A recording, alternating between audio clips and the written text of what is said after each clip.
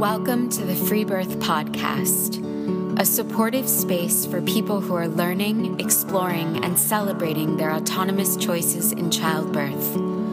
Together, we'll unpack truths, share personal stories, and claim our ability to birth freely and intuitively. Here's your host, Emily Saldea.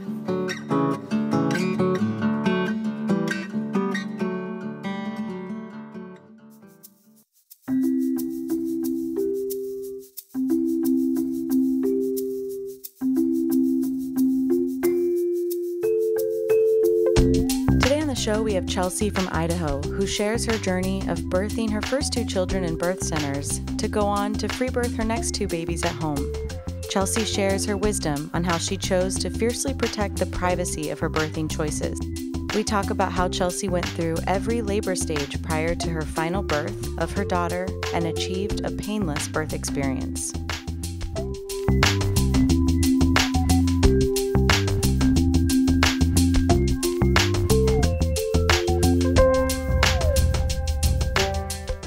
I grew up very Western medical, did everything that way. My husband grew up everything not medical. His mom had a traumatic experience after he was born, and basically was told that she would figure out how she could heal herself. And then he's the fifth of seven. So the last two were born at home with midwives. The other ones were all hospital births. And so when I married him, she kind of started chiming in randomly about that. And I was like, no way, epidural all the way. I'm not doing the pain. And then something sunk in and I kind of started researching it before I got pregnant. I got pregnant 5 months after we got married. And then we went to an OB for the first appointment and didn't meet the OB. And the nurse practitioner told me, I had asked her if I was going to meet the OB in that appointment. She said, no, you'll have 4 different doctors. You won't know which one is going to be at the birth. And I thought, okay, this is really not comfortable. I'm not even meeting the doctor, and they are all going to just kind of shuffle through each of my appointments. So I just didn't like it. And anyway, I had mentioned to that nurse practitioner, we are thinking of at least looking at a birth center. She just piped right in and said, yeah, I actually had all my births or did my births with the midwife. And I was like, oh, she's like, so you should probably look into it if you're leaning that way at all. And I was like, I will, which is surprising to me. You know, Nice. They were told OBGYNs, they weren't nurse midwives. So we went and interviewed at the birth center. The midwives answered every question the way I wanted them to. And so, yeah, we started with them. And can I ask something real quick in there? Yeah. So making that shift from hospital to out of hospital also, of course, means that you're willing to commit to not using an epidural. So do you remember in that space, and I love that this story eventually gets to you free birthing, because I love these baby steps and to just kind of acknowledge them, because that's pretty big, even just right there to go. To go out of hospital means that you're saying no epidural. Right. Do you remember that at all? Calculating that or making that decision? I remember walking out of the appointment, walking back to the car and talking to Jordan and saying, I'm calling the midwives. It just felt so impersonal, I think is the word. And I think really just something deeply inside was like, no way. And I knew that my pain tolerance was high. I've had, I have a tattoo and it's, on my rib cage, and the woman's like, I've seen grown men cry here, and, when they get it there. And so I knew that my pain tolerance was fine. Yeah. And Jordan's mom had 2 at home. So he was very supportive. And I think he knew more than I did just what I was capable of. So that was really special, I think. Trying to remember I don't know if there was really anything else. I mean, it was kind of as soon as I knew we weren't doing the OB, I could just feel in that first appointment, this is not right. Mm-hmm. That was the epidural went out of my mind. Right. Now, during all 4 births, during transition, my thought was, this is why women get epidurals. Mm-hmm. It's understandable. Each time. And so, but then every time I was like, this is transition. So, okay, I'm almost done. And so it's like such a fleeting moment that. Yeah. Yeah. With Cedric, I got really self-conscious about my weight. So I started telling them my weight was less when they would do my weight check, because I gained over 50 pounds with him and I'm like 5'3". So I just was like really self-conscious and thought they're going to think something's wrong. I don't know. I just was so freaked out, which I think, kind of shows my trust was pretty high, but not all the way there. And so then with Freddie, again, gained over 50 pounds and was also not telling them everything, but we refused everything with him. Only did the fetus scope. But what were you withholding? Yeah. Your pre-pregnancy weight? No, like during the weight checks. I just, like, you go into the bathroom and pee and then stand on the scale, and then you go in, and they do the, blood pressure and all that stuff. Oh, you were telling them a different number. Yeah. Oh, yeah. Oh, wow. Interesting. I just couldn't. And I kept telling Jordan, I don't feel unhealthy. I don't feel uncomfortable, but I just didn't want them to know. I didn't want the looks. They had already been really pushing, like, protein is such a big thing they push. And I just wasn't, just made me too uncomfortable. And so did you decline the gestational diabetes test? Oh, yeah. I declined. I didn't do any testing ever. Yeah, I mean, your intuition was probably right. I mean, who knows? Maybe they would have really, And my blood pressure was always like, low or normal, and on the lower end of normal, but normal and steady. So although I did have one, when I had an appointment with a certain midwife, my blood pressure was always higher. And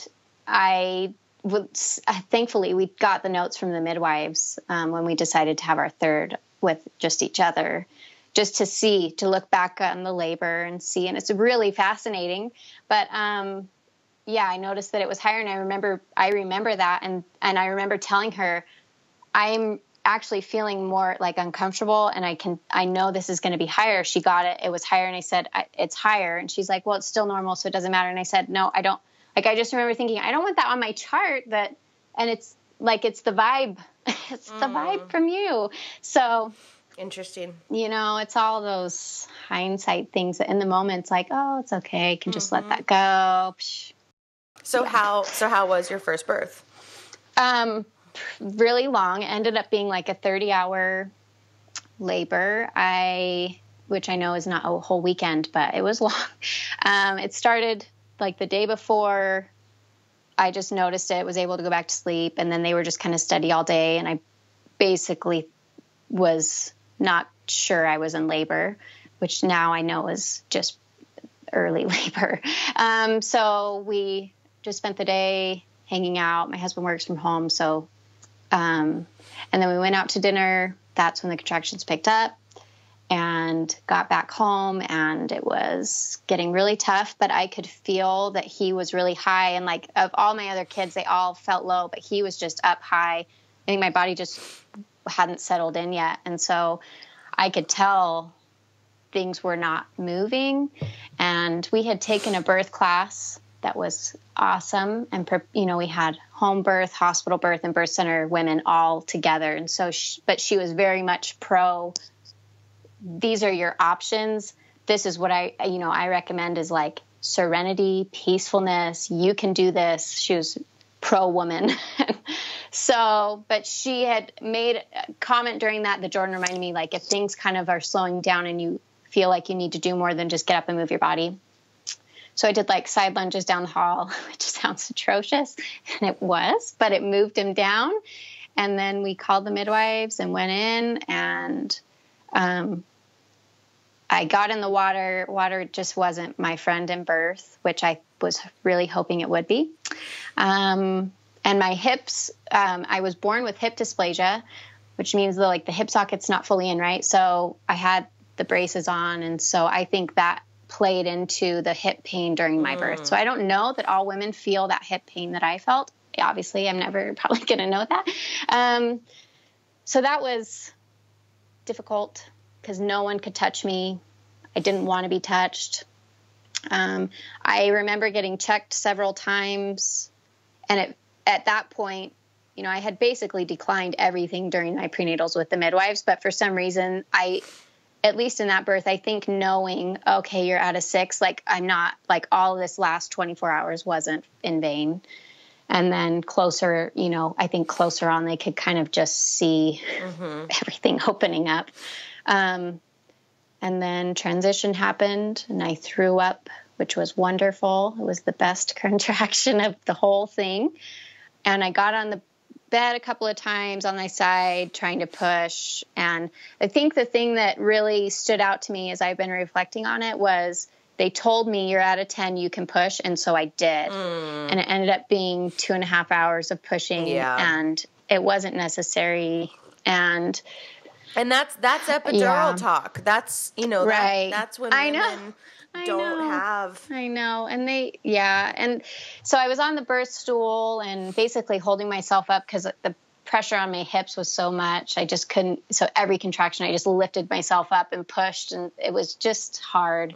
And he came out, and he was blue.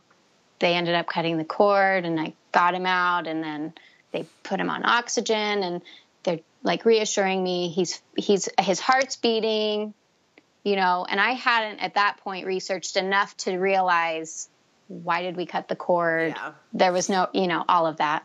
And so I was just completely calm after he came out, though I knew he was fine. That deep mother knowing, I just knew. And he was. And so he started breathing. They brought him back. But that's intense. That's intense. It was. I mean, it's intense to force pushing and then to have a blue baby that's cut from you and put on oxygen. And that's a lot. Yeah. And he was he still is a high need baby and a high need person. And so, we're learning to not push him in life, that he's really in charge of his life. And that, I think just was the wrong start for him. It was just I'm going to push you out. And I think he just needed some more time just sitting in there, which, looking back, you can't change it. But, and I noticed that some people on your comments had liked knowing when the placenta was born. For some reason, I saw that on somewhere else today. I saw that yesterday. So he was born at 7 a.m. And with all my births, the water didn't break until almost right before they were coming out for the most part. But then the placenta was 7:20. So he was only 20 minutes. That one was only 20 minutes after. And he was my biggest, 8 pounds, 12 ounces. I'm pretty sure. So they said he was born at 39 weeks. Pretty positive I was way overdue because the rest of mine were 7 pounds and under at about 38 weeks. So I think that was way off. I think my pregnancy test didn't show me that. And I think also it was a blessing so I could actually birth with the midwives because they would have transferred me. So that was the first one. I tore, they stitched me, wasn't a big deal. Postpartum recovery was fine. Pretty almost average birth center experience. Right. Yeah, that's exactly right. And so then, it wasn't very long after he was born. Nursing came pretty easily. Nice. I used a nipple shield for 24 hours on one side, and he was a champion. So after he was born, I had listened to a podcast about unassisted birth, and the woman had several children and basically went from, hospital to home birth midwife to free birth. And I was like, that's what we're going to do. That's what we need to do. And I had my husband listen to it, and he was like, okay, I can see that this is probably where we're going to end up. Would it be okay to do one more in a birth center just to make sure it's okay? And we're pretty prayerful, so we prayed about it, and I felt fine. I didn't feel pressured to do the birth center again. I still felt comfortable with them. So anyway, so then my second Freddie, he was born, and and he was born 3 weeks early. And I had pre-labor, which I hate the term pre-labor because I think something's really going on. But pre-labor for several days. And so I had finally called the midwives pretty exhausted, and they said, just take a Benadryl so you can sleep. And I did. And then that's the night he was born. Whoa. So I got like 3 hours of really hard sleep and then woke up and was like, okay. So I got up. Did that make you groggy? I thought it would, but no. I really thought it would. Yeah. So, so with Freddie, I had the pre-labor, and then my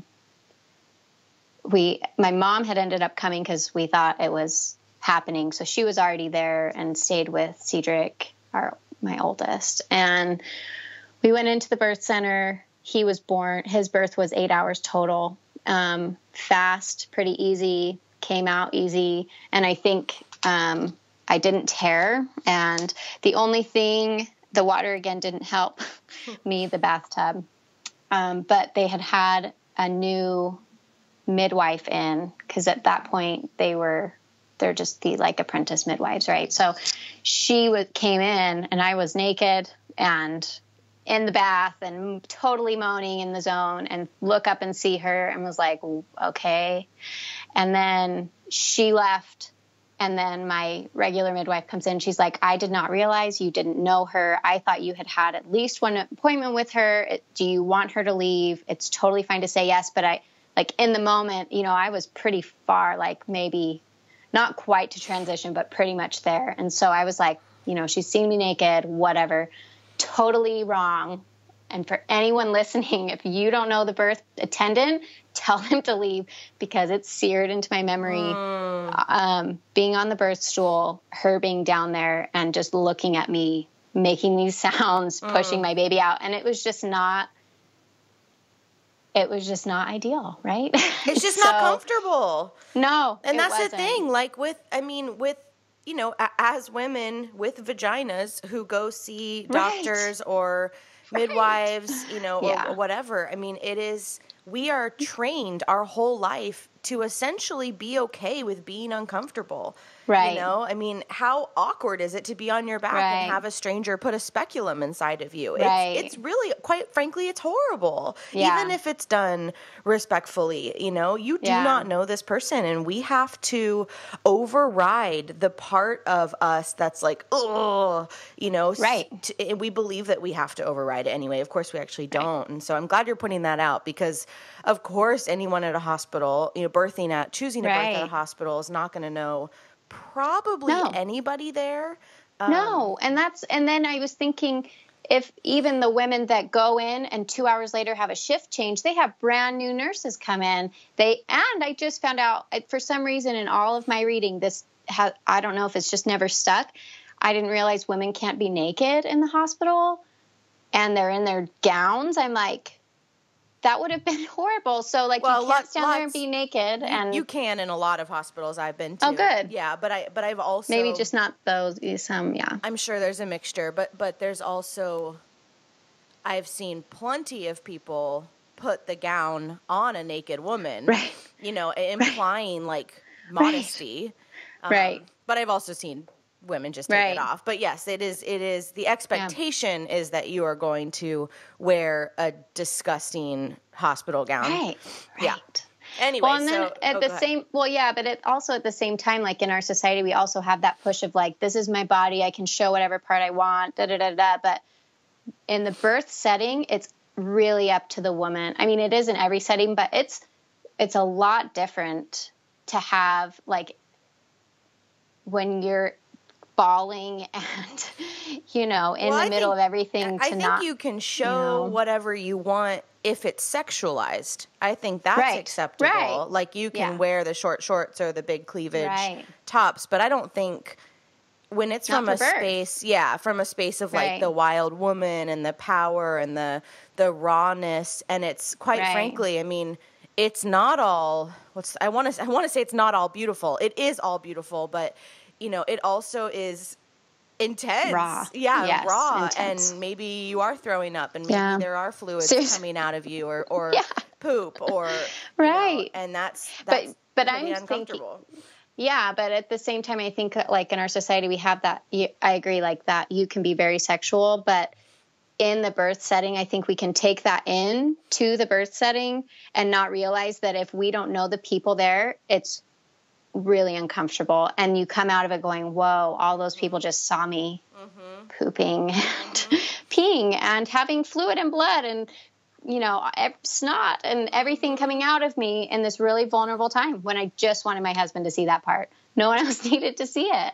So it's like it's like forced intimacy, but right. But you don't know them. And it's not even real intimacy, especially because the team isn't really participating in your rawness, whereas with a home birth or with a wonderful midwife or the right birthing team in home, it can be quite intimate, and I mean, I've gotten into showers with my women and, I've gotten quite intimate, wiping blood from the, thighs.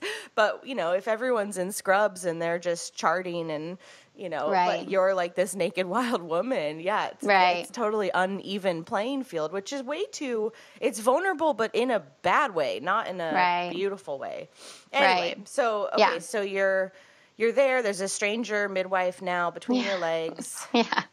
She was on the side. So my regular midwife was there and she was wiping blood off of my thighs and doing all the wonderful things she did. And so then I had him, and again, the placenta was born like several minutes later. It just came right out after him. And since we weren't able to delay cord clamping with Cedric, we did with him, and it was on for quite a long time. And I had thought about doing a lotus birth, I just didn't feel fully invested in that. So it was, I don't remember how long. It was quite a while after, and he didn't seem to know, it was like nothing's going on. So we just cut it and we're there for like maybe an hour or two. It was really quick after. We just wanted to get home. So we went home.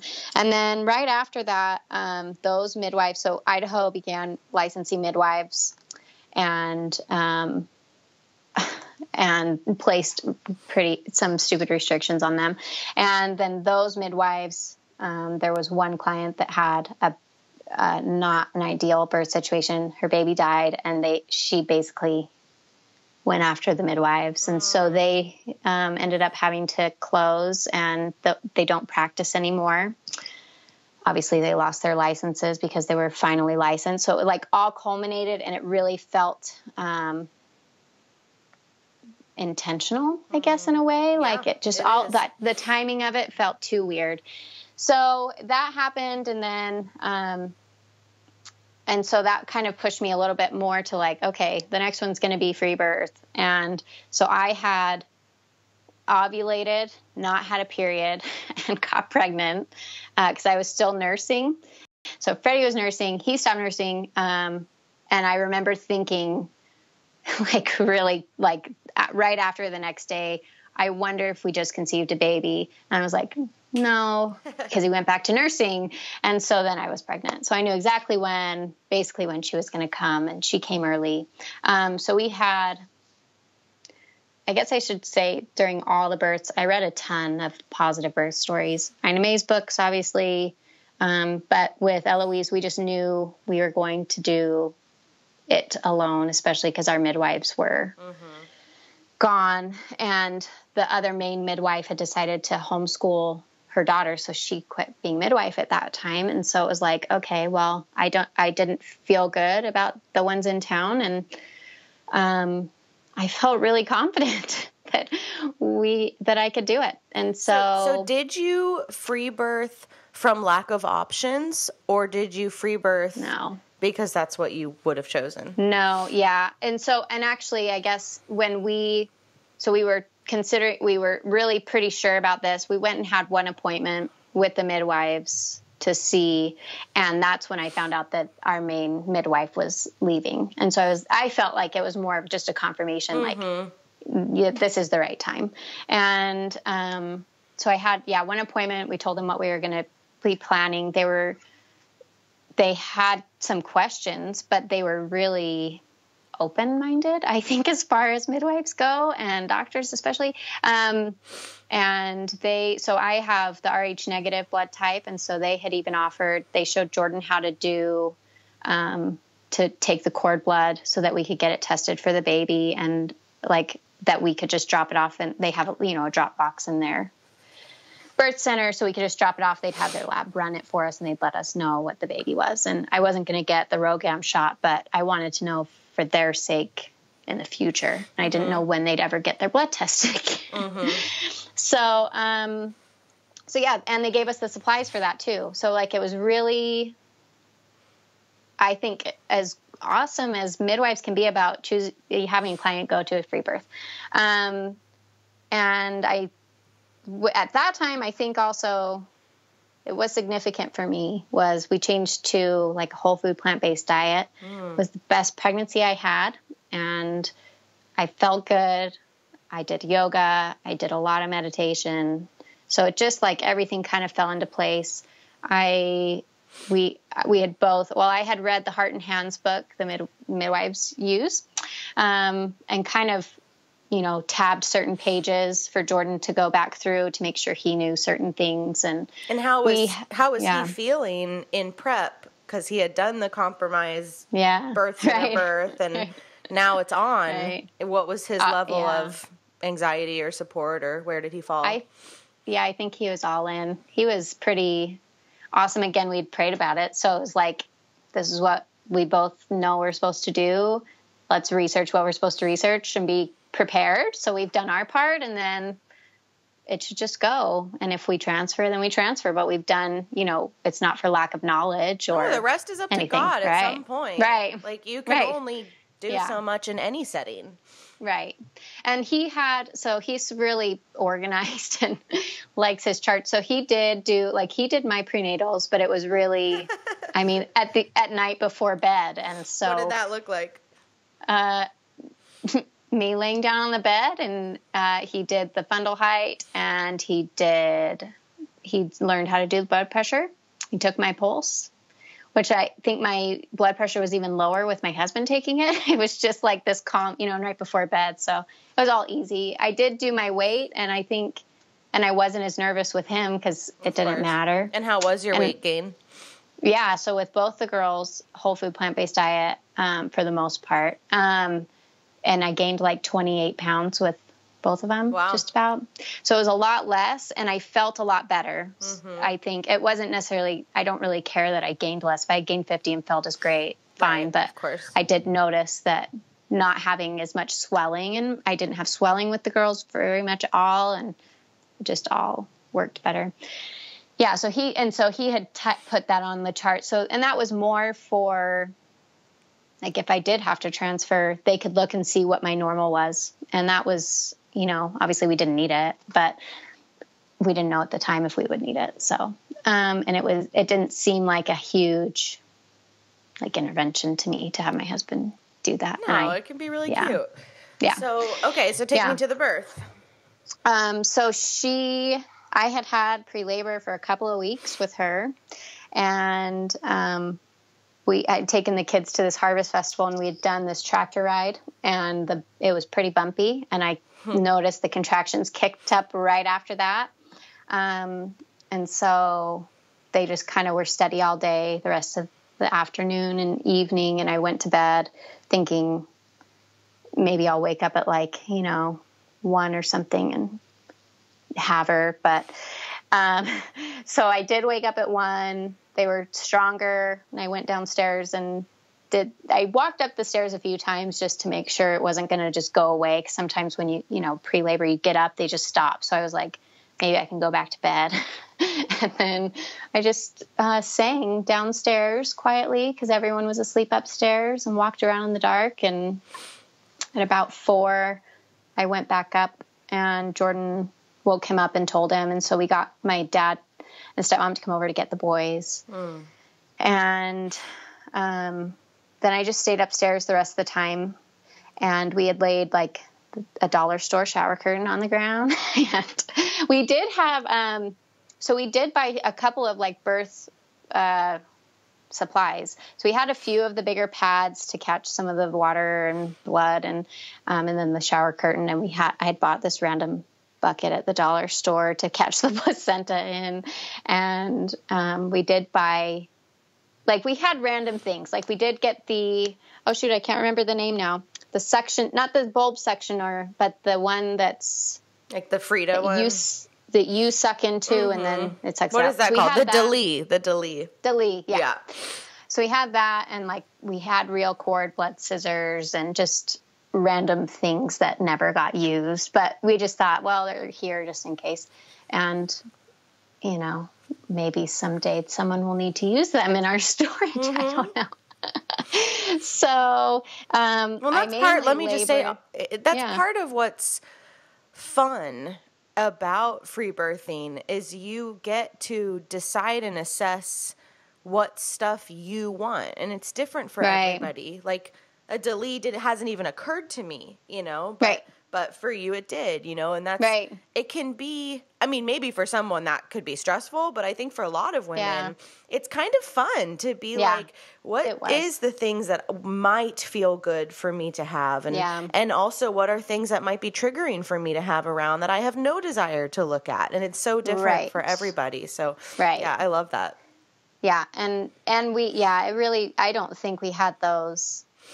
It wasn't really based on fear. Honestly, I think it was more like I just didn't want blood on my carpet. So, like, that was the main thing. And I remember thinking, like, because the kit that we bought was a home birth kit. And so it had a bunch of things that I knew we weren't going to need, like iodine or, you know, random things. So it was like... Gloves, yeah. So, so I mainly labored up there. I took a bath for a little bit. And that was when, like I had mentioned to you, that I really did feel my ancestors there. And I remember, so Jordan actually has a great grandma that was a midwife. And I remember like sitting or being in the bathtub crying, which usually meant I was getting closer to the end. And I remember feeling someone there, like a very womanly, nice feeling. And, I don't know I think it was after I got out of the bath and Jordan said, you know, I think Grandma Blotter was sitting in there with you. And I just was like, I know that was her. And so it was just this nice, like, I felt so supported, and I felt more supported in that moment than the previous 2 births. Wow. And she isn't even physical, you know? So, well, that's why I love not using the term unassisted. Right. You know, because how assisted you were in that, you know, in that scene by your ancestors. Right. It's so beautiful. There's so much more power with them than I think we realize. And so that like kind of buoyed me up. And because Eloise's birth ended up being 24 hours. So at this point I was pretty tired.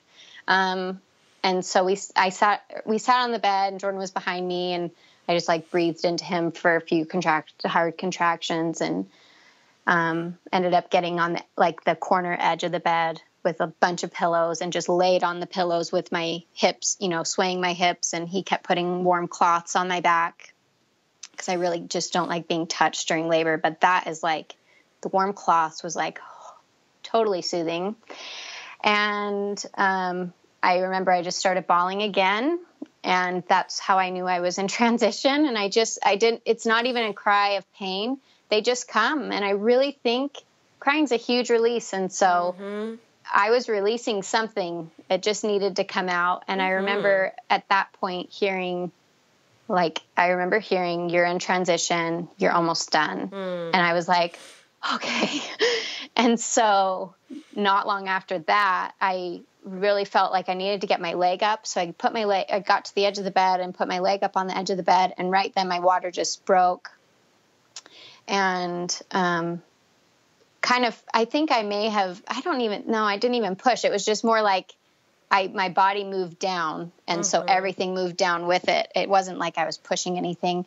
And then for some reason, it's one of those, you don't know why, but I just got down on my hands or on my knees and I had my hands back behind me, holding me up. And I could feel her. And it was during a contraction. And Jordan said, you know, he could see her head And I said, is she going to be like, is her head going to be out on the next contraction? And he was like, no, but you're doing really good. I don't know why I asked. And he obviously didn't know. Right. I know. It's funny though. It's so funny. And so I was like thinking, nope, her head's coming out. And so I just, on that contraction, pushed, her head was out. And this was, the first birth where I actually felt her rotate. I'd never felt the baby move, and she rotated, and that next contraction, she just sprung out, and he was like, whoa, okay, whoa, there she is. Cool. I was holding myself back behind me with the support, so there was no way I could have reached. There was just no way to configure that to catch her. And so she immediately, he just grabs her and hands her up to me. And so I just sat there on my knees, and she immediately latched. I mean, I guess she probably made a sound or something because we weren't worried about breathing, but she just, it was almost instantly. And I thought this was like the kangaroo video I'd seen on YouTube, it was like, wow, they do just latch right away.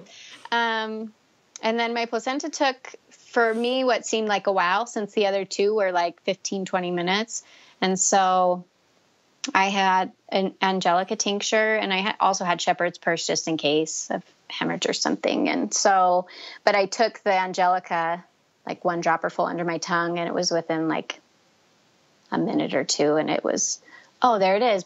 And it was ready to come out. But I hadn't felt the like urge to push it out before that point. And at that point I was so tired, and I was like leaning on the edge of the bed, just holding her while she just kept nursing. And I was like, I just need to lay down. So it wasn't really like we're worried about the length of time. I just was tired and needed to be done with that so I could lay down and just, so, and so then Jordan cleaned everything up, it was all basically on the shower curtain. So he just folded it up, and, he had read in the Heart and Hands, and also we had talked to the midwives about the placenta. He was kind of, he was, I think one of his main things that he was worried about was making sure that all the placenta came out so that we didn't have a problem with that later. So he was really diligent about checking it and, making sure all of that had the 3 vessels, all of that.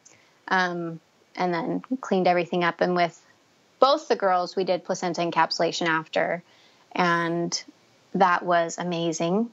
The after pains with Eloise were really bad, and I hadn't noticed them with my first. The second one I noticed them a little bit. The third one I was crying through them because they were so painful. And I just didn't put that together, that it would be so hard. Yeah.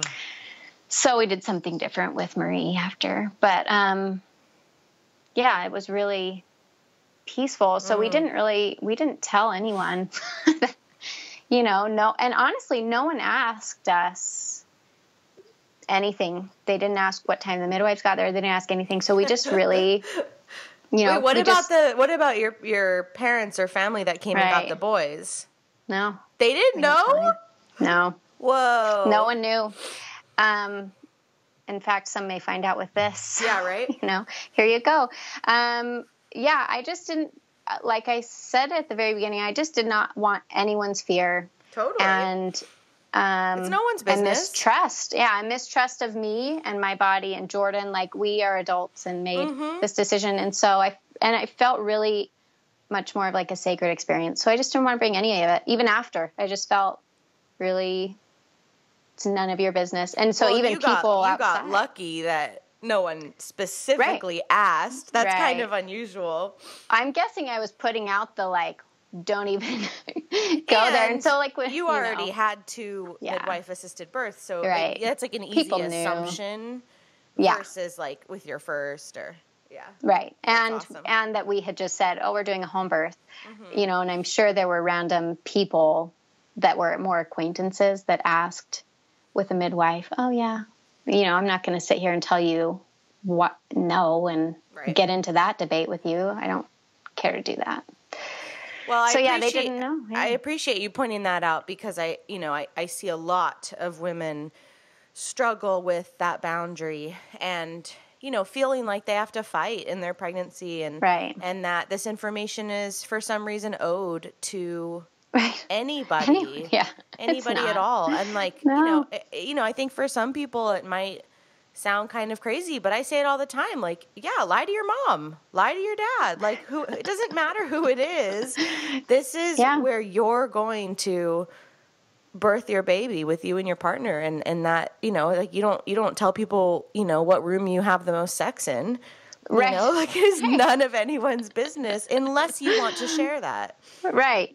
Yeah. And there were a select few that did know, and they were the ones that I knew were not judging and thought, and trusted like our intuition, trusted our answers to prayers. And so like, I just didn't want to bring the negativity. Those are the only people that deserve to know.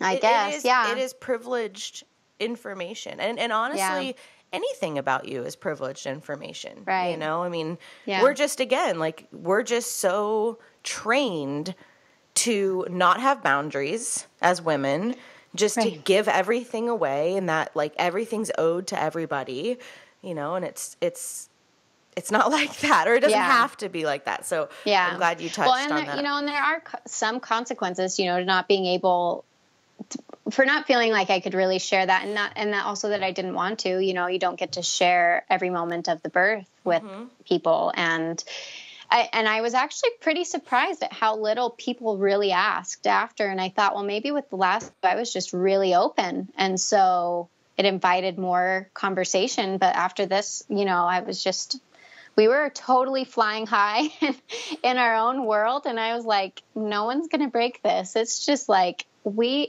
have done something totally awesome with my husband, and our baby is so awesome and perfect. It was just no one else mattered, I guess. I hope anyone listening, can hear that and feel that. And if they're struggling with this, topic, like give yourself that, please. Because if you know that your environment could harm your experience, protect that so fiercely. Yeah. And Jordan he's way more introverted than I am. And so he already is like, we don't need to talk about this to anyone. This was our birth experience. He's like, we don't even need to talk at all. Right. Yeah. That's how my husband is. He's like, yes, ignore everybody. I'm like, but that's just what you do. Right. Yeah. Okay, so let's pivot to your last baby. So Marie. So again, had a really pretty good pregnancy. Everything was fine. And I think our prenatals were Sorry. Yeah. Yeah. And so I had been breastfeeding still and I have no idea when I ovulated. I didn't get a period. She just was like there. And the first two, the boys, we knew exactly when they were coming. Obviously with Eloise, I knew when she was conceived, we weren't quite like, okay, we're ready. But at the same time, like I hadn't really thought I was going to, so I kind of thought that covered it. She came. And so Marie was like, hello world, you're supposed to have me now. And I really don't know. So we kind of guessed about when she would be born, which was sometime in May. And, I think we made like a pretty good guess based on sexual activity or something, but, so sometime in May, and had a good pregnancy. Again, didn't tell anyone. And I think the prenatal checks were way more random that time. They weren't as often. And I started having pre-labor several weeks before. And I really, for all the people who want to roll their eyes, I truly believe I went through every stage of labor. In the pre-labor, I had the random early labor pains. I had some really intense active labor. And then one night I was laying on the couch and it was like an overwhelming feeling. And I felt sick to my stomach, thought I was going to throw up. And so I was like, I think something's really happening. And so Jordan looks at the purple line and he's like, you're like dilated all the way. And I was like, what? No way. So I'm like, okay. Cause I was actually feeling like, whoa, this is like that's awesome. She's just going to come out. And I had done, so I do energy work. And so I had done a lot of clearing of like generational thought patterns and negative like associations with birth on my family line. And so I knew pain didn't need to hurt, birth didn't need to hurt. There didn't need to be pain in it. It could just go smoothly. And so I was like, well, wow, like my energy work is awesome. I'm really, thinking it's great. So I was in the bath, like I felt it, like, whoa. And then it just stopped. Mm-hmm. It was like it all closed back up. And I was like, what just happened? And did the line go away? Yep. The line went away. It was so weird. And so birth is so crazy. I know. So then a whole week basically went by, mm-hmm. and had kind of, I think, went back to like Braxton Hicks contractions. I was like, this is so bizarre. And then I woke up at like 3 a.m.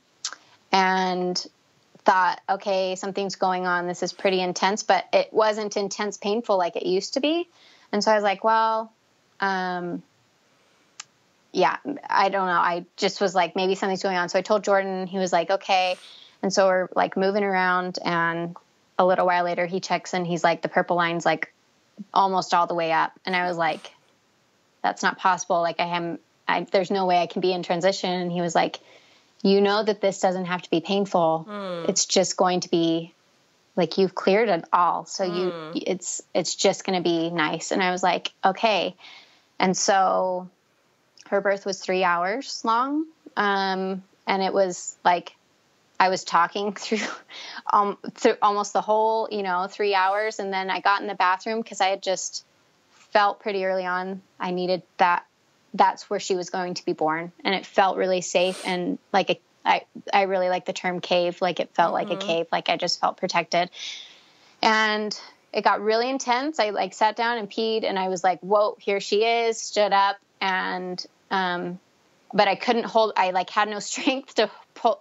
It was weird. I didn't have pain, but it was like, I had no strength. And so Jordan, actually, I was like, you have to get down so I can lean on you.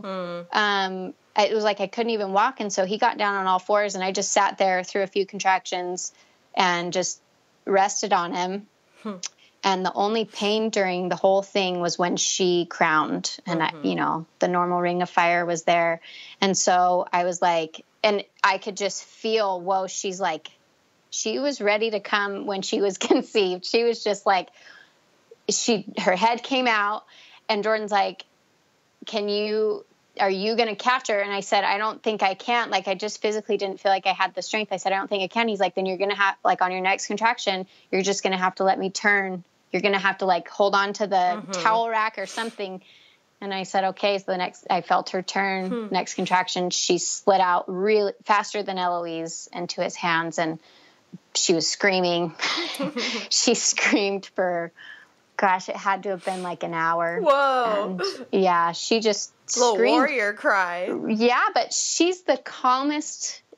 She's so calm. And she really, I think she was really here to heal us and really here to heal like me and my birth experiences, and to heal like going forward. Like, I think she's like partially paved the way for the two of them to have awesome birth experiences if they want them. And then the placenta was born again at like, I think it was within like 20 minutes. It was really fast. And we just, I did bleed, and, I'm not sure if it was hemorrhaging, but I did have, I don't know if anyone who's listening has heard of shock tea, but basically raspberry leaf tea, honey, and cayenne. So I had that, and I was chugging that.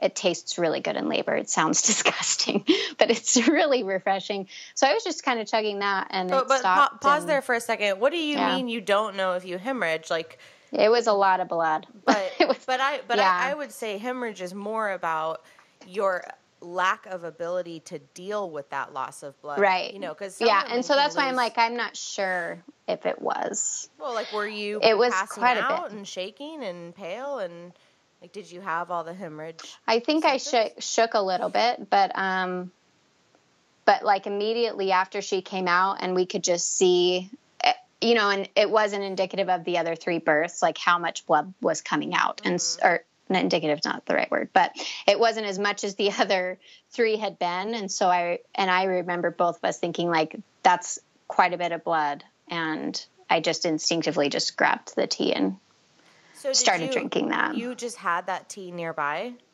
Yeah, I'd had it made. I mean, I was just kind of making one like every week, just like a few weeks before birth, just to make sure I had it in the fridge, and just like a quart thing of it. So I could just, so I drank the whole quart. It didn't take that long for the bleeding to like get less, but, and because we were in the bathroom, we hadn't laid anything down. So it was kind of splattered. Yeah. But then she finally latched after like an hour of yelling. And, it took Jordan a little while with that one to clean up. And he said, like, I had asked him, if we had another one, is there anything you would do different? And he was like, if there's someone that can just come and clean up so I can lay down with you and the baby, that would be awesome. And I was like, oh yeah. Or and so put that shower curtain down again so that he could do the nice little tablecloth fold.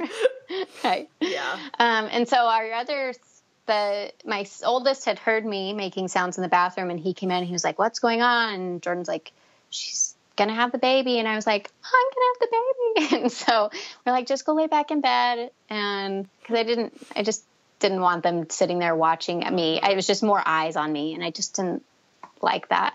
And so, but as soon as they heard her cry, all 3 are in the bathroom, and, you know, it was like, we have a little girl, and it was beautiful. And then my dad and stepmom ended up taking them for a couple of nights, and that was the best. At like, you know, 3 kids is a lot, and when you have a newborn, it's a lot. And so they brought him over once for a little bit just to see everyone, and, you know, but it was, I think we definitely needed the time with Marie and time where we didn't have to talk to anyone. Yeah, and that's nice. Have responsibility. Totally. So, yeah.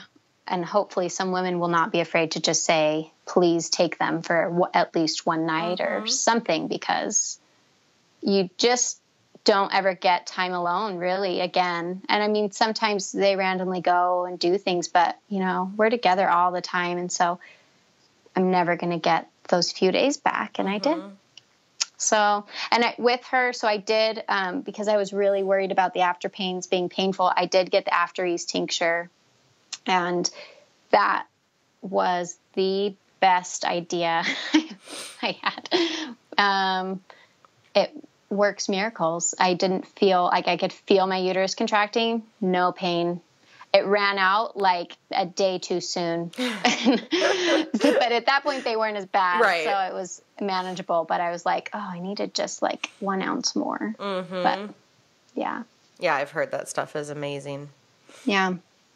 And they were all so, you know, each birth is different. And I really feel like each birth really, to me, I can like see their births reflected in their personalities. And I know birth is really, really important energetically and spiritually and physically. And it really is a responsibility of the mother, who is as tuned in than anyone, more tuned in than anyone else, to pay attention to what that baby needs. Because, you know, if we got pregnant again and I felt a strong desire that we needed a midwife, we would do that. But of course, but I think both of my girls needed free birth. I think they needed to be brought into the world in such a beautiful way, to know that the world is beautiful and it is a safe place for them to be. And like, it's like a safe landing in our house that they can come to. And just like, I don't know, it just set up a really peaceful lifestyle for us.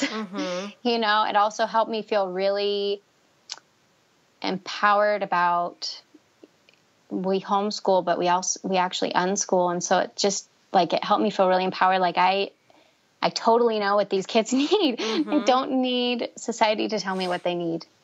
And yeah, I think birth can obviously play a major role in women's lives, and they don't realize how big of a moment it's not going to be. It's not that it can. It 100% does. Yeah. And, you know, whatever birth you have and however you do it sets the foundation Right. It just does, and that doesn't mean that if there's problems or trauma, you can't overcome that, but that's always going to be a part of the story. It just is. Right. Things are what they are. It is. Yeah. Yeah. Well, and I would say you can heal from traumatic birth experiences, and you can have the memory and no longer feel the emotional pain of it, but it's still there. It shapes, and it really, I think, does shape how you view yourself, what responsibility you're taking for yourself and for your babies. And if you choose to just do the normal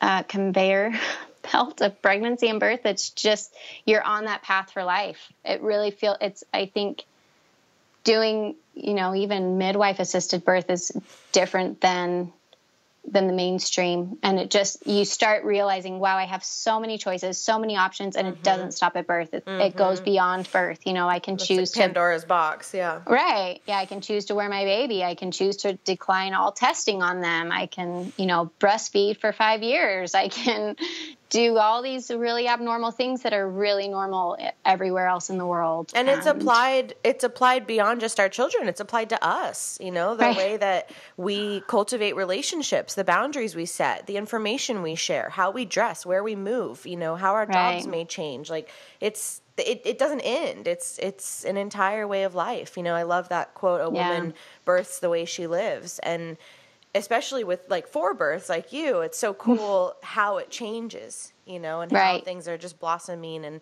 constantly changing, as you birth and as you live. Right. And it's just so beautiful. And I would, there was one thing actually, if I can squeeze it in for an Eloise's birth, and I had written a note about this. I don't know why I forgot, but during her labor, my contractions never got closer than about 5 minutes apart the entire labor, which is not what you read normal births should be. And I remember Jordan had told me a couple of the, like I had asked, like, how close are they? And then like, I think once maybe or twice. And then I was like, don't tell me anymore. Even if I ask, don't tell me, because, and I'm glad, because if he had told me, it totally would have thrown me off. I would have been thinking I was way farther back. So I think anyone listening during birth, you have the option to change everything, or to change one thing, or to tell that birth attendant you don't know to just go away and be mad at your midwife for even asking if you wanted them to go away, and just saying, instead of them just apologizing and making them leave. There's just, you have the power to change your birth outcome every moment until they're born. So, yeah. Beautiful. Well, thank you so much. Thank you. Those are awesome stories. Thanks. They felt awesome. Yeah. It's inspiring. Yeah. All right. Well, thank you so much. I appreciate your time. Yeah. Thank you. That's it for today, everyone. Join us next week for another episode of the Free Birth Podcast. Thanks for joining us, and remember, your body, your choice. Lots of love.